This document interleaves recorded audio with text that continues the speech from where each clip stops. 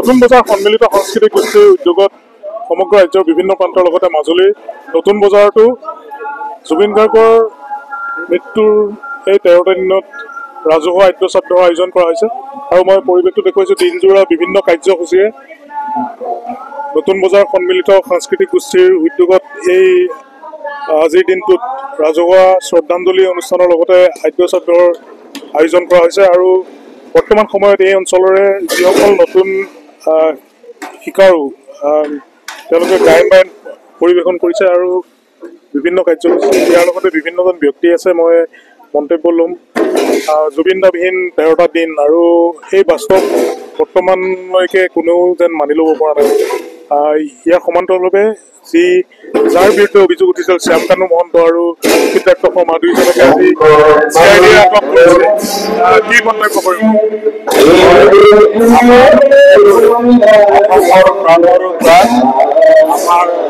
অসমৰ হীৰাৰ সামুটো আজি আদ্যশ্ৰাদ্ধ অনুষ্ঠান আমাৰ সন্মিলিত সাংস্কৃতিক গোষ্ঠী নতুন বজাৰৰ নতুন বজাৰ বালিকা উচ্চতৰ মাধ্যমিক বিদ্যালয় প্ৰাংগণত সকলো ভক্তপ্ৰাণ ৰাইজে স্বইচ্ছাৰে আমাৰ সকলোৰে মৰমৰ অংশগ্ৰহণ কৰিবলৈ আহিছে আমিও আমাৰ জুবিনদাৰ আমি শ্ৰদ্ধাঞ্জলি জ্ঞাপন কৰিছোঁ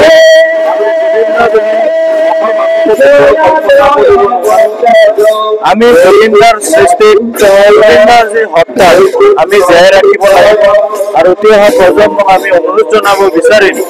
আমি জুবিনদাৰ যি সৃষ্টি জাতীয় হত্যা এই হত্যাবিলাকক আমি জীয়াই ৰাখিব লাগিব এই দায়িত্ব আমি উঠি অহা প্ৰজন্মই আমি গ্ৰহণ কৰিব লাগিব আৰু যিবিলাক এই ঘটনাৰ লগত জড়িত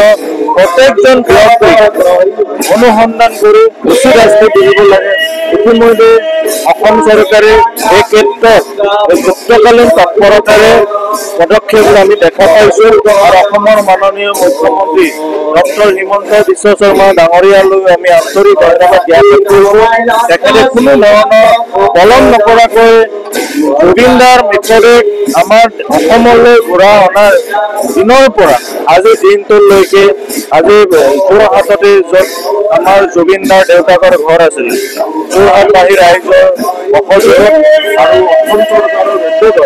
আমাৰ যোৰহাটত ৰাজহুৱাকৈ আদ্যশ্ৰাদ্ধ অনুষ্ঠান আয়োজন কৰিছে গতিকে আমি সকলোৱে জুবিনদাৰ যি স্মৃতি আমি জীয়াই ৰখাৰ কাৰণে আমি সকলোৱে কাম কৰিব লাগিব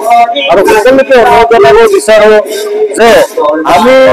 ইমোচন হ'ব নালাগে আগতে আমি কিছু কৰিব নলগীয়া কাম আমি কৰিব নালাগে চৰকাৰে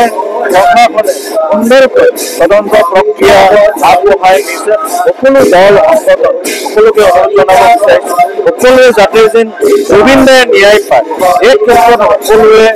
সহযোগিতা আগবঢ়াব লাগে আৰু জুবিনদাই ন্যায় পোৱাটো সকলোৱে বিচাৰিব নিশ্চিতভাৱে আৰু আমি গায়ন বায়নৰ পৰিৱেশনা জুবিনদাৰ যি মৃত্যুৰ প্ৰকৃত তদন্ত সেই তদন্ত কৃত্যতাৰ হওক আৰু উচিত শাস্তি লাভ কৰক তাৰ বাবে সকলোৱে প্ৰাৰ্থনা জনাইছে আজিৰ দিনটোত মাজুলীৰ বিভিন্ন প্ৰান্তত আদ্যশ্ৰাদ্ধৰ আয়োজন কৰা হৈছে ৰাজহুৱা আদ্যশ্ৰাদ্ধৰ আয়োজন কৰা হৈছে মাজুলীৰ নতুন বজাৰকে ধৰি গড়মূৰ ফুলনি আদি বিভিন্ন স্থানত ৰাজহুৱা আদ্যশ্ৰাদ্ধৰ আয়োজন কৰা হৈছে আৰু এই ক্ষেত্ৰত চৰকাৰে যাতে তদন্ত ক্ষীপ্ৰতৰ কৰি দোষীক উপযুক্ত শাস্তি প্ৰদান কৰে তাৰ বাবে সকলোৱে আহ্বান জনাইছে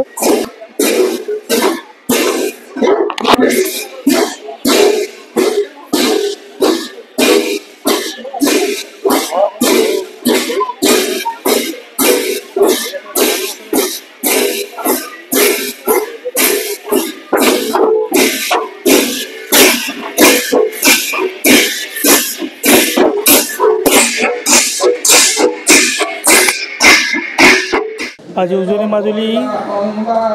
সমূহ ৰাইজৰ সহযোগত নতুন বজাৰ সন্মিলিত সাংস্কৃতিক মঞ্চৰ যি উদ্যোগ যে আমাৰ সকলোৰে হিয়াৰ আমঠু অসমৰ হাৰ্টথ্ৰব মহানায়কৰ যি মহাপ্ৰয়াণৰ আজি ত্ৰয়োদশ দিৱস, এই ত্ৰয়োদশ দিৱসত এটা সমূহীয়া শ্ৰদ্ধাঞ্জলিৰ লগতে এভাগী আমাৰ নাম প্ৰসংগ আৰু ভাগৱত পাঠ, গায়ন বায়ন, দিহানাম বিভিন্ন আমাৰ কাৰ্যসূচী বৰ্ণাঢ্য কাৰ্যসূচী লোৱাৰ লগতে আমি যিহেতু আমাৰ প্ৰাণৰ শিল্পীগৰাকীৰ 52 বছৰ বয়সতেই তেওঁ মহাপ্ৰয়াণ ঘটিলে, সেয়েহে আমি আৰু এটা নতুন পদক্ষেপ আমি লৈছোঁ ইয়াতে যে 52টা যিহেতু শিল্পীগৰাকীয়ে নাহৰ অতিকৈ ভালপোৱা অতি প্ৰিয় গছৰ ভিতৰত নাহৰক ভাল পাইছিলে আৰু নাহৰক লৈ গীত ৰচিছিলে, নাহৰক লৈ অনেক সপোন ৰচিছিলে। গতিকে সেই নাহৰেৰে আমি তেওঁলৈ এটি শ্ৰদ্ধাঞ্জলি জনাবৰ কাৰণে আমি 52টা বছৰৰ 52টা নাহৰ পুলি আমি ৰোপণ কৰাৰ লগতে 5টা পুলি আমি আজি ৰোপণ কৰিছোঁ। এই বিদ্যালয়ৰ চৌহদত সুন্দৰকৈ সুৰক্ষা দিয়া হৈছে, বেৰা দিয়া হৈছে আৰু লগতে বাকী নাহৰ পুলি আমি আমাৰ সদাশয় প্ৰকৃতিপ্ৰেমী আমাৰ ইয়ালৈ অহা আমাৰ সদাশয় ৰাইজৰ হাতত অৰ্পণ কৰি অতি সাৱধানে অতি সযতনে পুলিটি জীয়াই ৰাখিবৰ কাৰণে আমি তেখেতসকলৰ ওচৰত অনুৰোধ জনাম আৰু অলপ সময়ৰ পিছতেই আমি নাহৰ পুলি প্ৰদানৰ যি কাৰ্যসূচী সেইটোও আমি ৰূপায়ণ কৰিম আৰু আমাৰ সকলোৱে আজি ইয়ালৈ ওলাই আহিছে অকুণ্ঠ মনেৰে যে আমাৰ প্ৰাণৰ শিল্পীজনক আজি শ্ৰদ্ধাঞ্জলি জনাবৰ কাৰণে। আমি এই ক্ষেত্ৰত মৰ্মাহত হৈও আজি আমি ভগৱন্তৰ চৰণত তেওঁৰ সদ্গতিৰ কাৰণে যি প্ৰাৰ্থনা যি সেৱা আগবঢ়াইছোঁ সেই লৈ আমি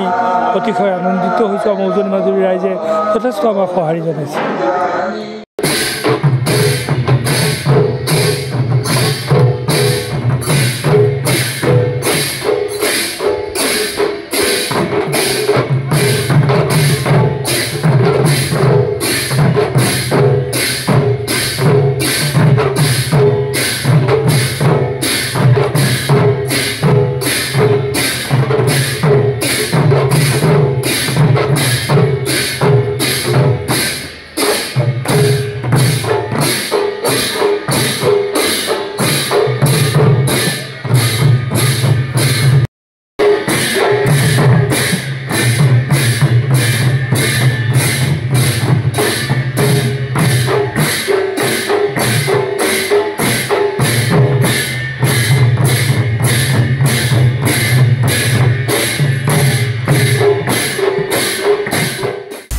আপুনি বিচৰা বাতৰি পাব কেৱল নিউজ 18 এপত।